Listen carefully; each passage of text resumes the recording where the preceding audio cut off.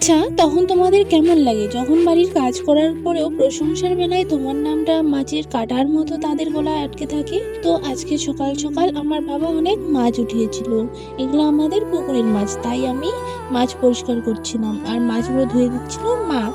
আর আমি এখানে ভাত বসায় দিচ্ছিলাম। আজকে আমাদের বাড়িতে এসেছিল ধান দাঙানোর হাজিরা। তো এখন আমি চান করে ফ্রেশ হয়ে সমস্ত কাজ করে এখন আমি খাবো। তো খাওয়ার আইটেমটা কিন্তু আজকে আমার মা খুবই টেস্টি বানিয়েছিল। এখানে ছিল ঠাকুরি কলার ডাল, মাছ, ধনিয়া পাতার চাটনি, সিম দিয়ে ভাজি। তো খাওয়া দাওয়া করার পর এখানে আমরা সবাই মিলে বাইরে একটু রোদে বসেছিলাম। আর দেখো, আমি বড় হয়ে গেলে কিন্তু আমার এই বাচ্চাগুলোর সাথে টাইম কাটাতে খুবই ভালো লাগে। তো এখন সময় হয়ে গেছে প্রায় বিকেল 4টা। তো আমি আর বোন মিলে যাচ্ছি একটু মাঠের দিকে। মাঠে আমরা কেন যাচ্ছি? আসলে আমাদের মাঠে হয়েছে না খুবই সুন্দর ধনে পাতা, আর এই ধনিয়া পাতাগুলো তুলতে যাচ্ছিলাম। বাবা কালকে হাটে নিয়ে যাবে তো তাই। আর দেখো ধনিয়া পাতাগুলো কত সুন্দর হয়েছে, একদম ফ্রেশ।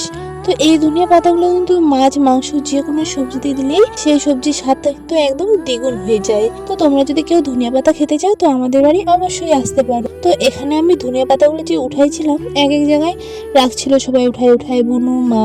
তারপরে ব্যাগের মধ্যে ভর্তি করে এখন আমরা চলে যাচ্ছি বাড়ি।